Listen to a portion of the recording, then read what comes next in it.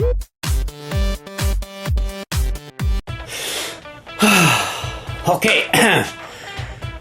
Hi everyone, welcome back to the channel. I am JP and here all we talk about is lizards. Now if you are a lizard lover, this channel is for you, because for the most part what I keep in here is lizards. I do have a few other stuff which is basically just mainly feeders, but what I focus on is lizards. Now as the title says, this is my very first reptile room tour, because I always felt like my room was not good enough to be shared on the internet. Now I did always work good on my setups, but I felt like my room was not worthy, basically. Now it's been already 3 years since I started this channel, and it's been okay and it's been many times that I tried to record this video, but every single time that I started editing the video, I always felt like it was just not worth it. But now finally I do think like it is, and I've been cleaning here for the last 2 years. I moved some stuff out of the room to make room so that I could record and show everything a little better. So hopefully you enjoy it, and let's begin. To be honest, I'm a little nervous. I don't know why, but I do know that it's time to show. Now the first thing that everyone will always see is this sign. You do not get to touch my reptiles without my consent. Seriously. Now let's show you first just a quick overview of everything.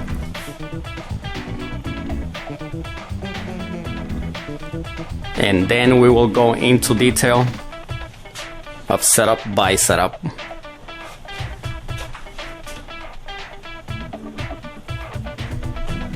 So right away to my right, I do have some stuff, that I always enjoy having some kind of art, especially if it's about reptiles.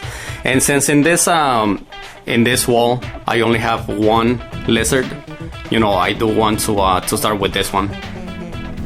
These are two of the setups that I made myself, which is why they are kind of crappy.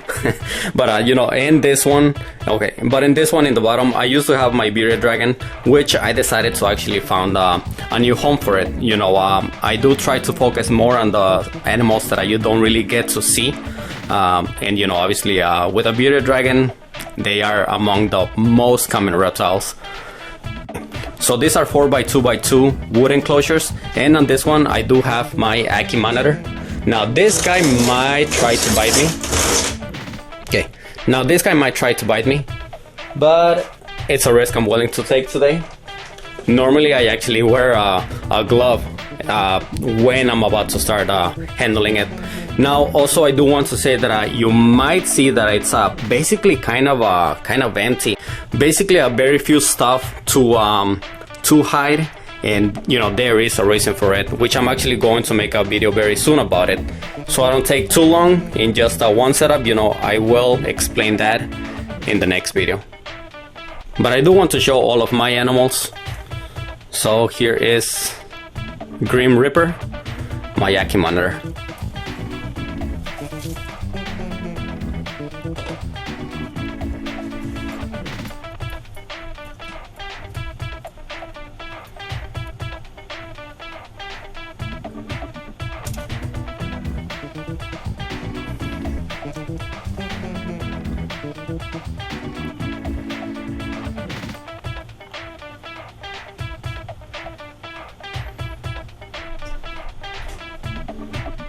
Now to continue on this wall, as I said, I do have a little bit more art. This was actually a gift from my wife when I got to 500 subscribers. Of course, a picture from my favorite movie, my favorite moment in my favorite movie. And some of the pictures that I have, with the family, when it has stuff that have to do with animals. But of course, I also have, basically a little space as a table, so that I can have all of my, cleaning supplies, all that stuff, so that I can make the food for my lychee and actually the new geckos. And to show some animals, these two setups are actually for grasshoppers. So I do keep the adults and the babies separate, This is for the adults, and this is for the babies. You can see a whole bunch in there. And of course a little space so that I can have for, you know, basically my feeders, you know, just so that I can keep separate the adult crickets and the baby crickets. And of course the mealworms and superworms, I do keep dubia roaches, but those are in a different spot. I kind of wish that I had the space to have all the feeders together, but you know, I don't, so that's fine. And the only roaches that I would ever keep as a pet are actually right here. And I'm pretty sure that I can find one. And here is one of the adults, and actually the reason why I keep these roaches as pets. Yeah, I guess pets would be the right term.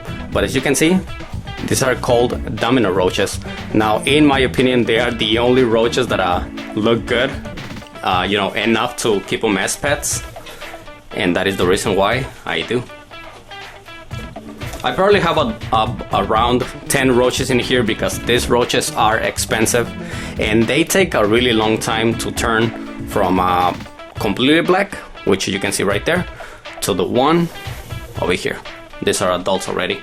They take a long time and they are expensive, so I didn't want to buy you know, 20 or 30 and then at the end they wouldn't make it. But to continue with the lizards, this is the last 4x2 wood enclosure that I have. This is the one where I keep my color lizards.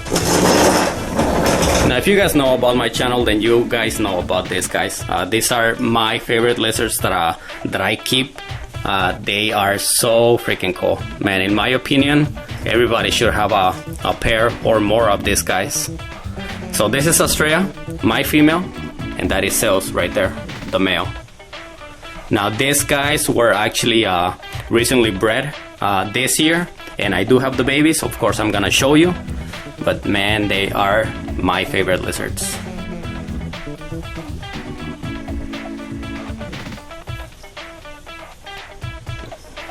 Now on the next wall, I do have 2 empty tanks, which I do plan on, you know, adding something in there in the future. But you know, I do have to plan what's gonna go in there, then arrange the setup, and then get the animal. So which is why they are empty.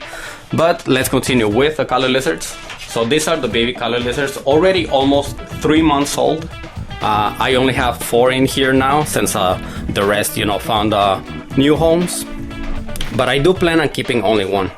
So you know, this might seem like a big tank for some babies, but you know, since I do have 4, which actually used to be, you know, 7, it's the reason why I keep them in a big tank. These babies are already eating great. Look at them. And man, even though they are only well, a little bit less than 3 months old, they are already yellow. Well, the males, which is really, really cool.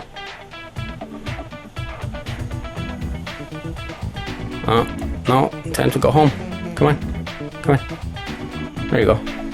So there you go, all 4 babies at once. Always expecting food. And in the bottom, I do have my biggest tank, which is a 36 by 18 by 36. This is the home of Kefla.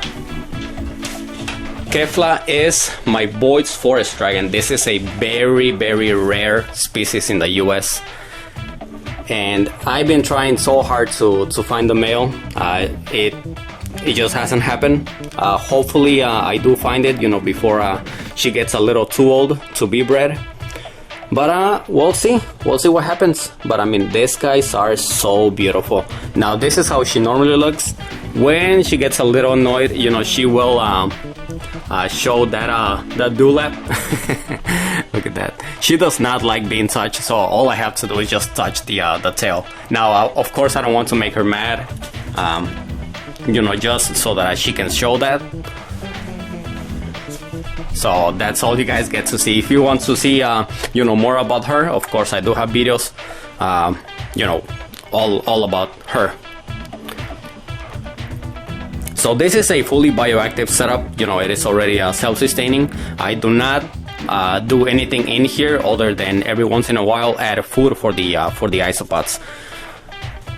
All the plants that you see in here are live.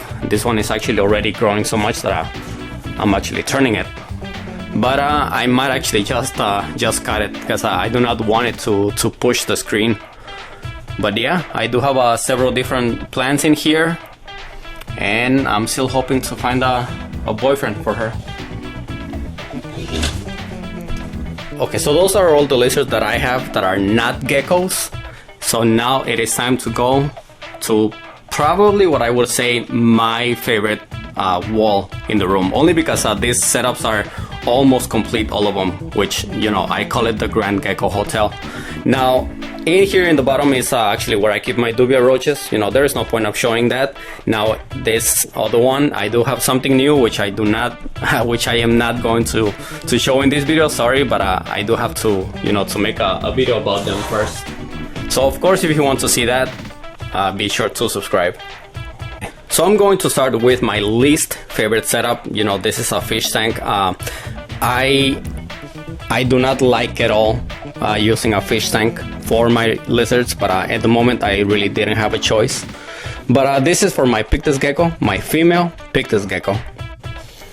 But yeah, you know, this is a tank big enough for her to, you know, have lots and lots of room. But you know, I still dislike the idea of having a fish tank for my reptiles. I prefer to have an Exoterra or, you know, any front door opening setup. And to continue, let's show the boyfriend. This is my male. This is an 18 by 18 by 12 Exoterra, and this is the home of Crispy, which is right there. So yeah, by the way, this is Crispy and the female is Bacon. So together they make Crispy Bacon. Oh, that was fast.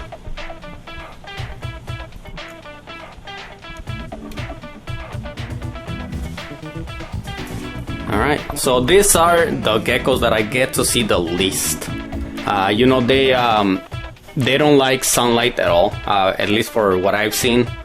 They don't like it at all. I do still plan on actually making a bioactive tank for these two guys, but something big, of course, you know, not something little like this. And on the left side, I do have another bioactive setup, which actually this is the only bioactive setup that I've been having problems with. You know, it is the only Arid bioactive setup that I have, and keeping the isopods alive in here has been a pain. You know, almost all the plants that you see in here, you know, succulents and plants, are alive. This elephant bush is alive and everything, all of those plants in here. Of course, these are the only ones that are, you know, just fake. But yeah, this is the home of Crispy, my knobtail gecko. This guy is one of my favorite geckos. Man, I love this gecko. Now, he's been with me already for more than 3 years already, and I've been told that I should find you know, a girlfriend for him, but I don't know, you know, I never got him with the intention of breeding this species, but we'll see in the future. I don't know, you never know. But I do want to show him because he does have some really awesome colors, but man, he already knows you know, where to hide. Okay. Well, sorry about that, but he did not want to be seen. Okay. And in the bottom, I do have my frog-eyed gecko, which I really want to record him before he goes. I knew that you know, he was about to go to sleep. He was actually already sleeping, and I woke him up just so that I could show him in this video. I felt kind of bad. But you know, one thing that I really don't like about some reptile room tours is that they actually don't show all of their animals. I didn't want to do that mistake. I want to show all of my animals, even if it's just a little bit. This is a 36 by 18 by 12 Exoterra. And this is the home of Exodia, my frog-eyed gecko. Now, going from the bottom all the way to the top, it's the home of my leopard gecko. This is for my female. This is a 36 by 18 by 18. And now this, guys, okay. And these guys, I do not have a problem, you know, waking them up, because actually normally they are awake at this time. And actually, no, I did not put her right there. She's been out actually since I started making the video. You know, these guys will hear noise and come out. Well, especially her. My male is still not, you know, right there. But this girl, man. But this girl will come out. Probably looking for food or whatever. But yeah, this is the home of my female leopard gecko, which I do plan on breeding her, which is actually why I have this lay box now. I normally wouldn't have it. I would have you know, just an empty space right there. But I'm kind of hoping that she starts getting used to you know, excavating right there, and hopefully she will lay eggs in the future. Now let me show you the male, which the setup is actually kind of similar. You know, these are my only Exoterras. These are my only big Exoterras with backgrounds. And this is the home of my male. And yeah, this is another 36 by 18 by 18 Exoterra. Of course, as I said, you know, with a background, but I actually wanted to do something different, so I flipped the background upside down and decided to add it like this. So it does make it look a little bit different than the females, which you know, I actually like. All I had to do is just make sure to add something, you know, big for him to climb. Not necessarily to, you know, climb up. They are capable of actually, you know, using this just to climb up. The problem is when they're trying to come down. You know, they are kind of clumsy. And that is my male. So yeah, the female is Hershey's and this guy is Domino. These are my Pied Galaxy leopard geckos. And yes, I do plan on breeding them in the future. And time to show the last two of my setups. So this right here is a 24 by 18 by 36. This is the home of my Lichianes gecko. And this is another bioactive setup. You know, with reptiles that need high humidity, it is a very simple to do a bioactive setup. This is the only plant that I am having problems with. And you know, for what I was told is that it was receiving too much UVB, so which is why it's you know, basically kind of dying. So I decided to put this on top. Hopefully it will help a little bit. I guess I'm gonna have to find something a little bit bigger so that I can basically cover it. But yeah, I do have one tiny plant all the way in the corner, which is supposed to grow really, really big. You know, I do have more plants, you know, in the back, some moss, of course, another plant right there. But yeah, this is one of my favorite setups because of the cork. The point of making this was to make it a K, basically, which was basically just in honor of my Lichianes gecko, because his name is Kaiju.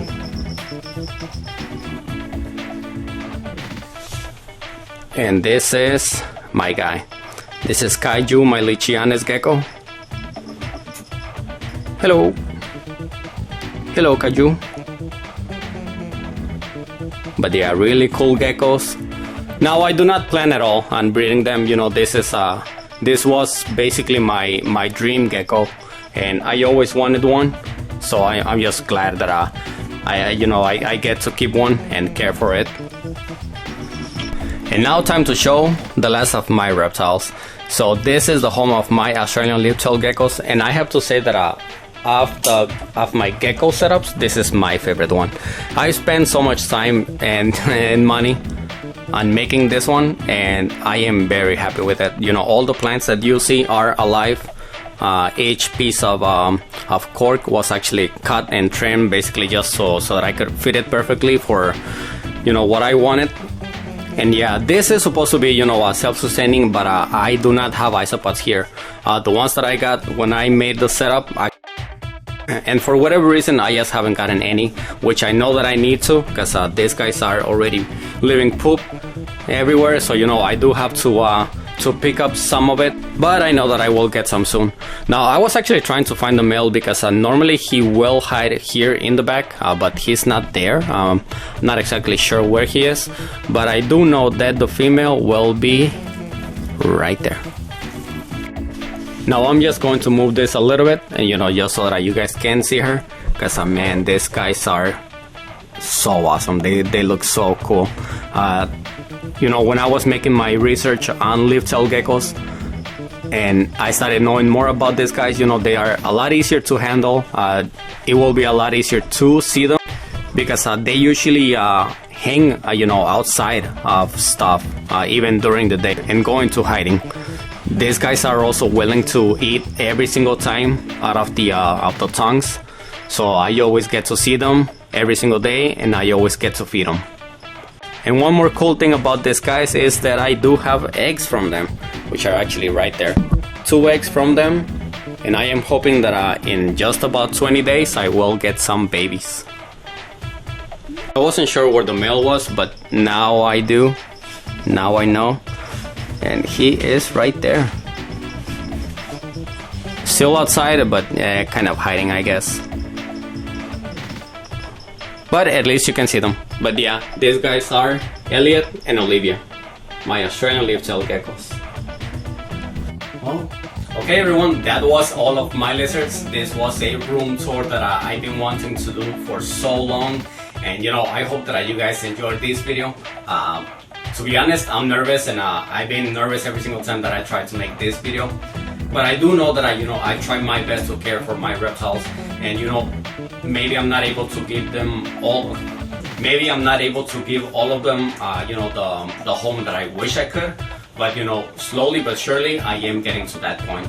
Now, one more thing that I did want to mention, because I actually forgot to say it in the beginning.